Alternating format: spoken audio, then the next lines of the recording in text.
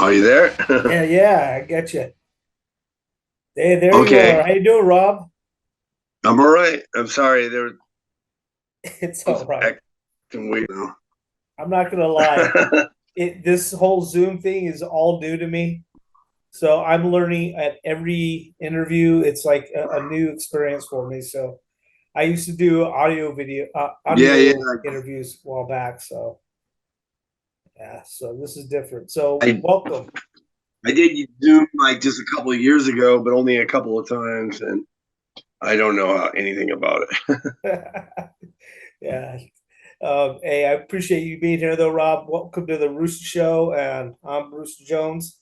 And folks, this is Rob Chaos from Total Chaos. We Yep.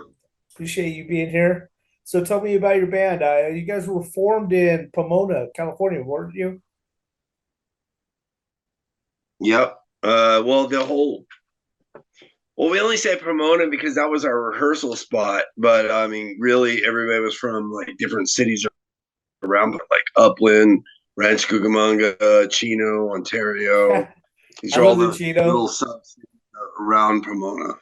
Yeah, I was actually born in Duarte, Arcadia, Monrovia. I lived in Chino, Laverne, and Oceanside for like Yeah, so it's all like right next to each other. yeah, yeah, oh, definitely. 5 minute drive. That's But we used awesome. to have a rehearsal spot there. We had one in Montclair, and then we also had one in Pomona. And I mean, we just say Pomona because we're all kind of from everywhere, and it was just gave us like this area where we can say we're from Ontario, Chino, Upland, or whatever. Oh Doesn't make man, any damn sense, I you lived know. right down the street from the Chino prison. Yeah, it Yeah, was my dad used crazy. to work there. Oh, really? My father worked there. He was a he was an auto mechanic instructor for inmates who were going to get out. Wow. So he taught auto mechanics to inmates there. Huh. Interesting. Hey, so They had a program. So what was when that, people bud? got out of prison, they had a skill, and they weren't just going straight to robbing and whatever else they were doing before that. You know. Yeah, that's good. Give them a trade to look something to look forward to. You know. besides Well, the some of the normal guys life were on the some of the street. guys worked out really well. My dad kept in contact with them when they got out, and helped them out when they needed to. But some of the guys, they went straight the other way. You know what I mean? So who Well, good for knows? your dad. Good for your dad. That's awesome. So when was your band Yeah. formed? When was Total Chaos formed? What year? Uh,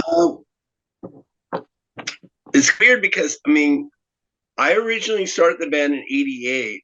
It was like mid and sub, like probably like fall of '88, but we kind of apart because I couldn't get a band members that were really serious. But then I met Joe Bastard and then Gary Doom, and then that's really started playing, and that was around like for 1989. Oh, wonderful. Okay. And You guys then been we around a long then we got time. our drummer. We had a solid drummer by January of 1990, and because originally our bass player was playing, and we were just a three piece, Okay. and just for a couple of months, we were just messing around, writing songs or doing whatever. But when our drummer came in, then we started playing shows immediately. So we started playing gigs by February of 1990, Awesome. like That's real shows. that's great. Yeah, Yeah, you one of guys our have a first lot shows of was go ahead. yeah, Go our ahead. first shows was with. Oh, sorry. Yeah, I know. It's all right. Go for it. You're talking. I was just saying, first big shows was with playing with Citizen Fish, which is the Subhuman guys, and that was like we were only together for like 4 months before we played with them, and that was a big honor. And I'm the one who ran the show. I was the promoter for the show, so it was really cool. And yeah, I'm gigs, on the side. I wasn't just in a band. I was promoting local shows in my local area. Yeah, yeah. So. That's good, man. Oh, we That's played in Pomona. There was a place called the Scream in Pomona, and I booked them in the Scream. And I booked all the bands around them, and it turned out it was sold out. It was amazing. Dick loves me from it. You know what I mean? So yeah, Citizen Dick Fish from is pretty Subhuman. badass. I love the Subhumans too, but yeah, Citizen Fish is good. Yeah, that's more my era Oh, also. Yeah, you guys are just like amazing because you guys came from an era that was just badass with Casualties, Exploited, all these bands have just popped up that are just explosive punk rock, which is what I'm into. I don't like the weak stuff. I'm not into all that weak kind of punk rock, and I'm not even into ska. right. I can't handle it. I'm not there to get my boogie on. I'm here to get hit in the face while I'm in the pit. I mean, Yeah. it's just like I love that the energy, the drive that you guys have, and you guys have been consistent throughout every album, including this new album, which was amazing. I got it the second it came out, and That's great. just Thanks, man. yeah, it's just I got you guys back. I love it, and I Did appreciate you get it. it in vinyl? No, I don't Vinyl have. or I wish I had CD? a vinyl. No, I honestly I got it on iTunes right now. I bought it. I got it off Okay. iTunes, but still, Okay. it's pretty badass. It's awesome. So it's so dark. It's so just such a drive in it. I love it. Well, I mean, in the last years, it's been kind of dark anyway. So, like, I write, I when I come up with inspiration to write stuff right around the atmosphere Yeah, of me, and the last we most of those songs were written in the last 6 years, and I wrote pretty much most of them, yeah, in the last 6 years. So like a lot of stuff around us was pretty dark. You know what I mean? It's been a dark time in it has been. for the world for a while. You know It's what I mean? weird. It's been It's a dark for a weird long age time. right now. It's Well, just ever weird. since the 9/11 thing happened, the world has gotten darker, and it just it's on a sliding downhill thing. Yeah, And I think it's not intentionally. You know what I mean? I think these global elites think that they can manipulate people through fear and stuff. So, and they own the media, so they can pretty much tell you Yeah. whatever you know what I mean, the sky's falling and everybody will believe it. You know what I mean? And I mean, it's pretty blatant. Like, I mean, come on. I grew up in the 70s, you know, and I was born in 1971. I mean, the world always changes, you know what I mean? But and everybody knows that. I mean, everybody knows that.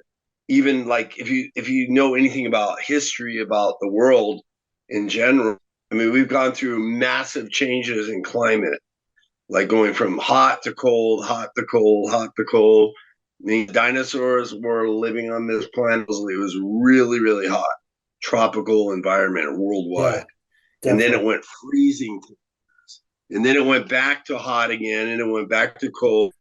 And so, what is this climate change thing about, really? Because guess what? The Moneymaker, world, man. the world is always has climate change, always has and always will. Yes. I think it's just the And money making meanwhile, scam. complaining about pollution because there's mass pollution, dumping plastic trash in the ocean and all that crap. But they're not talking about that. They're talking about stuff that is ridiculous. Talking about carbon. Carbon is the life form of all life. So I don't know what they're talking about. Carbon is what the trees breathe, and we breathe oxygen. They come out. They breathe carbon. We breathe oxygen. They breathe out oxygen. We breathe out carbon. We Exactly. work together to make this whole planet work. What these guys are talking about, like Bill Gates and all these psychopaths, is to kill the planet permanently because they said zero carbon emissions. That means the planet will be dead. It'll be Oh deader yes. than Mars. So talking about they're playing on people's stupidity. You know what I mean? Yep. But whatever. Since nobody knows anything anymore because everybody's only what's on TV, they're gonna fall into a trap, and this is all a trap, by the way. Oh, definitely it is. I agree 100%. You know, that's what my record's about. That's what the whole record's about. I mean, if you didn't, you could pretty much see it. You know, like the good slave, yes sir, good slave. You know what I mean? It's like just do as you are told. You know, you're a fictional entity. You have no control. You're a slave. You are no free. You know what I mean? It's like Yeah, it's just totally. Yeah, but I that's the way appreciate the you people explaining are. that. Most people are That's this way. awesome. Well, that was the point. What I'm trying to do is wake fuck people up, man. I mean, you know, all they care about is, oh my God, the Democrats or the Republican America for sure. It's like, oh my God. It's like, oh my God, they're both the same. That's what I got to tell you. They both work for the same people. And when they say right wing, right or left wing of what? The same bird. Come on, get a grip. It's the same thing. It's a trap. You know, it's like that the Star Wars movie. You know, Return of the Jedi, and they're like flying into the Death Star being recreated, and they're like, it's a trap. Yeah. And everything. Oh, there you are. It's a trap. Yeah. That's funny. Oh, that's funny. You know that weird squidly looking guy. It looks like a Yeah. squid. Yeah. He's all I, yeah. But yeah, it looks like a fish type thing. Yeah. yeah. That's right. Yeah. Yeah, I love that character actually. it's a I, I drop. I was born in On Star Wars, 72, so so I come on. totally relate with you. I was born in Oh, 72. so you're exactly the same age. Yeah, yeah. Yeah, you're the same age as your brother. My brother was born in '72. Sweet. So I was so born in you '71. I you live was born in in '70. Germany, huh? How's that going Yep. for you out there? You like it? Well, I mean, I have my wife and my son, and my wife is German. Well, my son was born here, but I mean, he's classified as an American, but at the same time, Germany classifying him as a German. You know what I mean? Yeah, So yeah. it's kind of So, but he's got both. He's got both. He's got an American and German passport. Oh, that's cool. Good for him, man. Okay, well, Well, let's get. because I'm an American. I'm Yeah, go not. ahead. I'm not a. I'm not a U.S. citizen. I'm an American. That's what I tell him. I a U.S. citizen is a fictional entity, and America, a man born in the United States, somewhere, wherever it is. I was born in California, so that makes me a Californian. Hell yeah, you Legally. are. Well, that's the way it California. used to Me be. too. You know what I mean? Born there too. It used to be that way until after the Civil War, and then after the Civil War, the United States signed a contract with the Bank of England to incorporate the United States as a corporation. When they did that, they needed to make everybody legal fiction, which they would say called U.S. Hmm. So when they split up so a lot of people, they were promoting this after the Civil War. We'll give you money if you sign up to be a U.S. citizen. Okay. What does that mean to be a U.S. citizen? I was here in America. Some of these people were like, "What does that even mean?" It's like I am a citizen. I was born in America. I was born in California, Yeah. or I was born in New Jersey, or wherever. So they were trying to get you in a contract with the city with Washington D.C., because Washington D.C., a corporation, the head of the corporation is owned by England.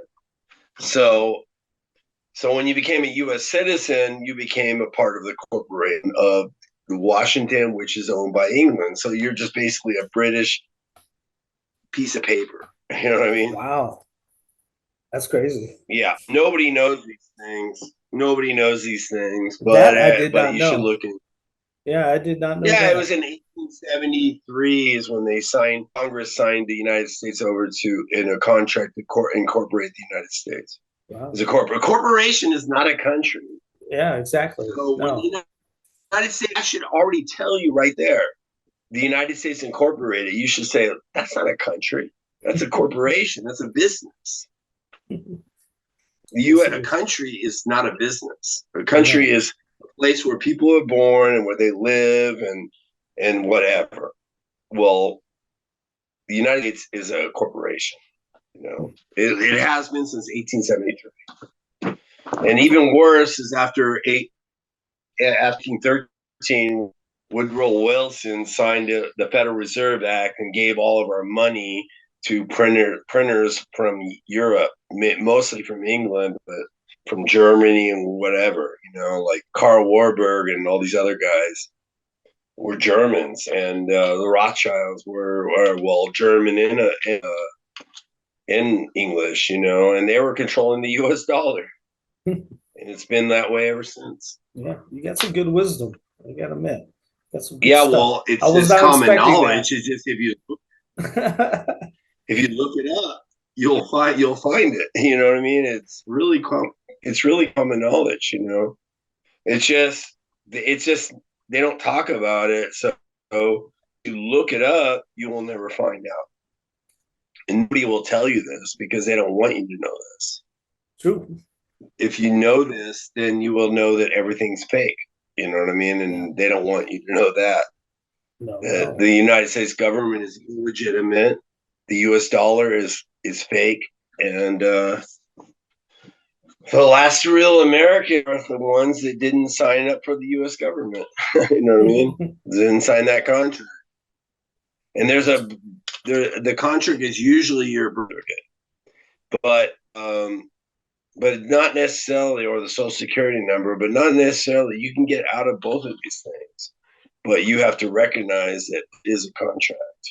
And if you didn't sign these contracts and it was your parents that did, then you can get out of it. And of course, your parents you signed these contracts because you were too young to even know better. You know what I mean? Yeah, yeah. Why would you sign up for a social security number when you were fucking 6 years old? You know what I mean? Yeah, You're not true. gonna do that. And you don't even It's have the funny. legal authority to do it anyways. But when you're 18, you have the legal right to cancel these contracts. Hmm. But most people didn't even know they were under a contract. And so that's why they use security number and their birth certificate and all that other crap as their identification. Yeah. That's why I wrote the song Slave. What was the name of it? That's what that song, you know. The song "The Good Slave" is called all about that. The Okay, third yeah, The song on Good the Slave. new, yeah.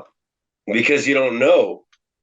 Most people don't know, and because they know, they fall into a trap, unfortunately. Yeah, unfortunately. But it doesn't Definitely. matter. I mean, as long as you find out, you can always claim that you were tricked, and then you just have to sign a Declaration of Independence, just like states did back in the old days. Yeah, Sign what they did with England, Declaration of Independence, yeah. and that's exactly. I sent the Declaration of Independence to the Department of State, and they said there's nothing. Well, there was nothing they could do, and they agreed. They agreed with go as a Californian, and I got a new passport, and I've been free ever since. No social number, no fucking registration, no none of that stuff. I don't have to register anything. I don't have to have a license for anything because it's not in the Constitution. The Constitution says everybody has a right to travel Yeah. by any means necessary. Everybody has a right to bear arms. Everybody has a right to do this. Everybody has a pursuit of happiness. Whatever they say, I don't do all that stuff, but I do like the fact that I can do whatever the hell I want, and the cops can't do anything about it. Oh yeah. If I didn't kill somebody or steal from somebody or hurt somebody, I broke no laws. Even if I sped in my car, if I'm driving a car that's unregistered and I have no license, it's my property and I'm allowed to travel, they can't do about it. And they always let me go. 100%. Because I'm outside of the jurisdiction. I'm not a US citizen. I'm American, Californian. They can't do anything about me. And I approve. And they know it, they see it, and they let me go immediately. Cops always, in fact, the cops even holding me, I could charge them for fees and fines for holding me. So they immediately let me go. That's Oh my awesome. God, they could charge us $500 a fucking five every once, because I can make up the fee charge for pulling me over. I can do whatever I want because I'm free. I'm an individual. I'm separate from the government. And they know that and they hate it, but there's nothing to do about it. At least not right now. Not right now. Okay, well, real quick. I'm like I say, I'm you know what I mean? I don't believe in government. So Yeah. I tell that to everybody, and everybody goes, "What is it, anarchist? Anarchists just run around burning stuff down and trashing stuff." I said, "That's not what anarchist means. Anarchy means self-rule, to rule oneself. It's a Latin word, and rule oneself. Basically, that's what it means. It means you are your own ruler." Yeah. And people don't get it. Even so-called punk rockers don't get it. They're like, "What? Huh? I always thought anarchy was burning stuff down and trashing the city." No, that's chaos and disorder. That's different. Yeah. Anarchy is self-rule. Yeah.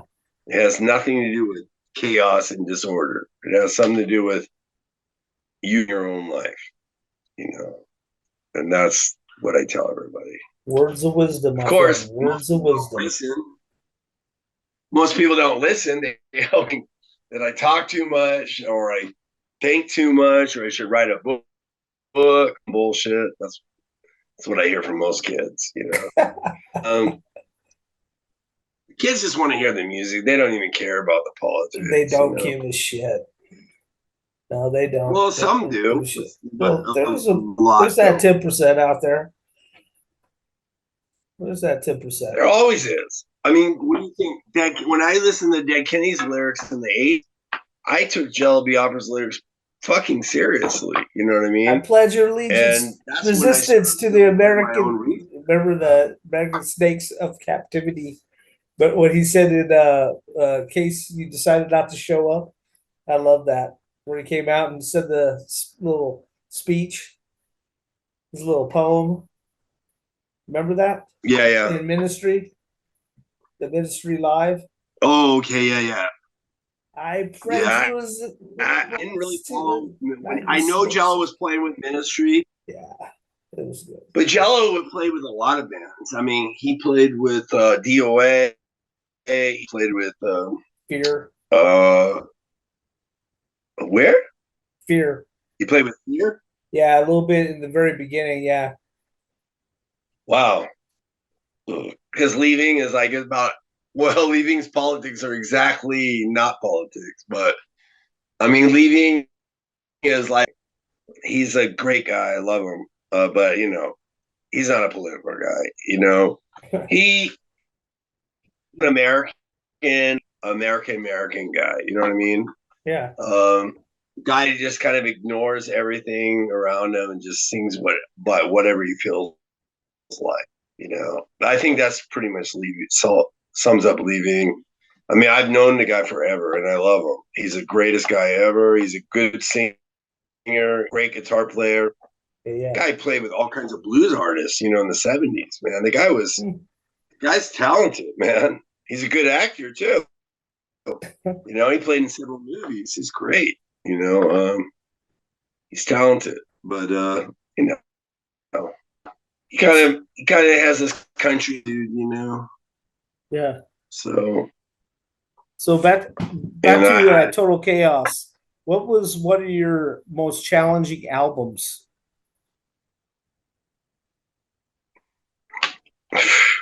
all of our records have been a challenge because I mean, our first three or four were too much of a challenge. Well, the first three were not much of a challenge. We wrote most of the songs way before we even recorded them. Yeah, yeah. Time we got the end, we had a problem because Gearbox, our original drummer, quit the band for a girl right before we recorded Oh, the album. And so we had a drummer out of the blue, you know what I mean? And that was cool. And it took us forever. It took us like 3 minute drummer, and the drummer we picked was not that good. She was a sweet girl, Susie, but she was not that good. But we were running out of time, dude. We used to record already like 3 months earlier, so we were wasting time, and we tried out all these drummers, and they all kind of sucked. Gearbox was badass, and so he's kind of hard to replace, you know. yeah. But since we knew that the anthem was going to be more of like a rock and roll album, we were like, whatever. Susie's and Snapper, and they're kind of rock and roll beats. It'll work, you know. That's what we did. Because originally Anthems was supposed to be produced by Anthems in the Alley was supposed to be produced by Steve Jones. Okay. Steve Jones from the Sex Pistols was supposed to produce the album, and it was going to be like a total out in '96, a tribute to the explosion of the punk scene 20 years later. And we were and Steve Jones on it with 77 style songs and all that stuff. And he quits, and we were like trying to. He quit not because of the band or direction or anything like that. He quit because Phil was jealous that he was in a band that was doing really good, and we're going to be on tour even longer than normal, and she's going to cheat, he's going to cheat on her or whatever, and that's why he quit. Now that sounds totally stupid, right? But exactly why he did it. He quit for a girl, and then eventually Gearbox came back a few years later. That's another story, but was difficult because we had to find somebody at the last minute to learn all the songs and record it. And then in the meantime, Jones and Brett Gurwitz from Epitaph, Bad Religion guitar player, got in a huge debate. We don't know what happened. And Steve Jones on the project. You know, he didn't want to do it. We don't know what happened. Brett Gurwitz never told us. Steve never told me. He goes, Steve just told John, talk to your boy, Brett. And I'm like, talk to my boy. He's a record label. He's not my boy. He runs the label. I mean, I don't know what he's my boy, Yeah, you he's your know? boy, huh? Well, whatever. Uh let him know what he said. And Brett didn't want it. Brett said, I'm on it. I'm sorry, man. I got you guys another guy, Steve Kravac, he'll do it, And I was like, all right, Steve Kravac. Yeah, he did good. He recorded the last MXPX. I'm like, MXPX? I mean, that's not the same thing. Sax is still a Yeah, guitar player. that's That's more gonna be totally skate punk, and they're not bad. different. MXPX is actually pretty good for what they do, but they're more skate I mean, punk. they're bad. I'm just saying that's what happened. We lost Steve Jones and we got the Steve Kravac who just recorded the MXPX album, produced one of their albums, Albert, that he done our album. Huh. I was like, well, whatever. I don't know who he is, but let's get this record going. We got the drummer, and we went in and recorded it way later than we did. We expected to record by February, and we ended up recording in like July of '96. Wow. So it was like 3 months, 4 months late. Because of Gearbox, because he bailed, you Yeah. know. Fucking And it people. took us forever to find another to replace him. And that was really hard for us. And also hard because a lot of people love Gearbox, and a lot of people were mad at us. They thought like Gearbox quit or shit because your new album is so 70s sounding and that's why he quit. And I'm like, that's not why he quit. He quit for a girl. But people didn't realize we were just doing a tribute record. We already did three hard albums, man. We wanted to do like something more 70s, to commemorate the 20-year anniversary of punk rock. Yeah, yeah. But And it was people it didn't. a bunch of covers? No, it was all our own songs. We just wrote like 77 style punk rock songs, and Okay. How do you feel people love about that doing album. covers? We didn't do any covers. Oh, we did one. We did an album that had Johnny Thunder's Lose. Yeah. There was 13 tracks on it. It was 12 of our own and one cover. Okay. Wonderful, wonderful. Do you ever collaborate with other bands? Have you done that in the past? Collaborated with other Yes, of people? course. On Patriotic Shock in '95, we did Eddie and the Voodoo Volscos play Yeah, guitar yeah. on some of the tracks. Brett Gerwitz also played guitar on one of the tracks. And um, we've had a lot of records. Even this last album, I mean, we had all kinds of guys come in. I mean, one song it's got like the player for Street Punks, the bass player is Chima from Booze and Glory, Love Blues and and Glory, we man. have like, Love them. They're so good. I oh, you love know them. them? Yeah, yeah. Blues and Glory is Yeah, awesome. It yeah. just So Chima from Booze and Glory, and then we had um, who else was on there? Well, Gearbox sang backups on it. The original drummer, he sang on yeah. the last, not on all of it, but some of it. And we had a Talon, and he's from a whole bunch of different bands, like a lot of old '80s, oh no, early '90s punk bands. Like, I can't even remember all the bands. Shit, I can't remember right off the hand, but it doesn't Oh, you're matter. good. There's a lot of people, and then pretty much not all of it, but we always have somebody come in and play something. That's The cool. last record came out 7 years ago, and that was of Insanity. I don't think anybody was on that one, to be honest. I think it was just us through.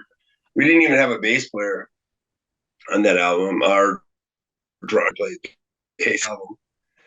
Hmm. It was because we had a guy playing bass for us called Mike Monster, but he like had a mental meltdown, and we said, "You're not going to work." So he was out of the band before we recorded the record, and Damn. then after the record, Talon joined the band. Okay, it seems like you had a And lot of downs in this band. A lot, like oh, we had a lot of bass. We have had a lot of bass player problems. Not so many drummer problems. We did have a few, but not a lot. I mean, but you have to understand this is over 30 years. yeah, yeah. Well, So tell what me do you want? something that's really positive, a great memory, or something that stands out to you still that just gives you that drive to keep going.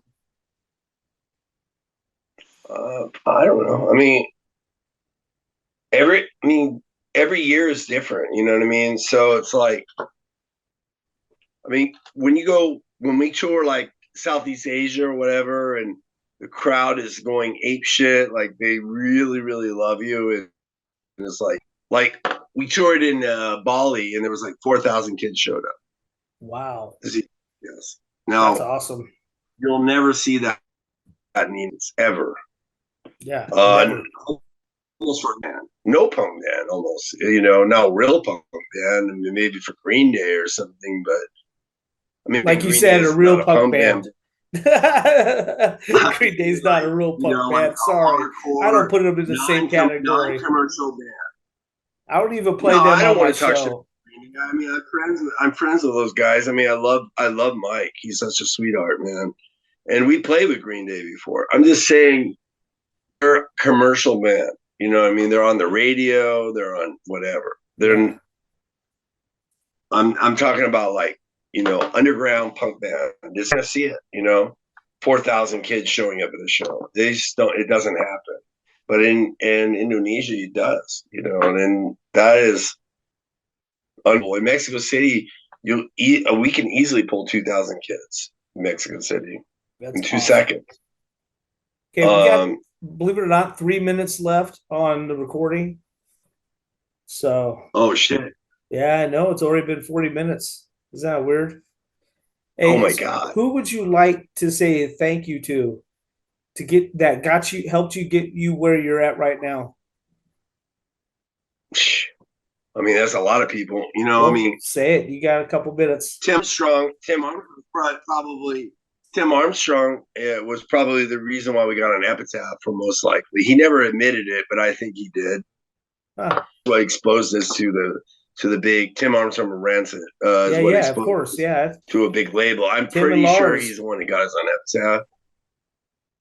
And then I mean, I gotta say, Pennywise have done nothing but love for us. Like everything, Jim and Fletcher, they always nothing but good things about us all the time.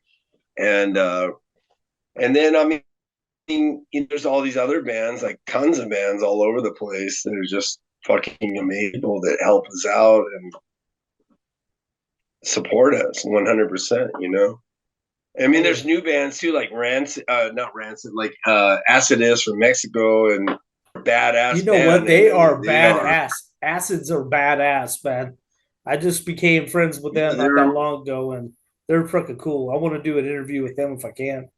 Oh, they're bad. They're Oh yeah, you amazing. can. I'm best friends with all of them. You can you just tell me when you want. I'll hook you up and you can do an interview with them for sure. Yeah, yeah.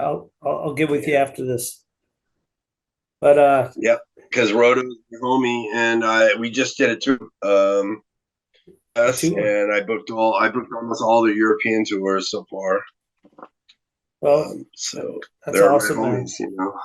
Well, Rob, man, I really appreciate you showing up today. Thank you for taking your time out of your day to be here. Love the poster behind you. That's amazing. Oh yeah, this is. I'm in my kitchen. I mean, I would go down in my living room, but I don't know if the internet reception would be good enough. So that's why I stayed up here. Yeah, I'm in it the turned out kitchen pretty right good, now. actually. It turned out better than I thought it was Yeah, going to it's turn out. well, I don't have my hair up. We're off tour now for 3 months, so I did. and I've been on tour forever, you I know. got mine up for you. So yeah, yeah, but I said nice. I put my hair up. My hair has been up for like the last 9 months. Oh damn! My scalp needs a break, dude. I I mean, did. serious break because sometimes when I put my hair up, I don't wash it down for like 10 days, Do you dude. still use egg I whites? have this 10 days. Do you still use egg white?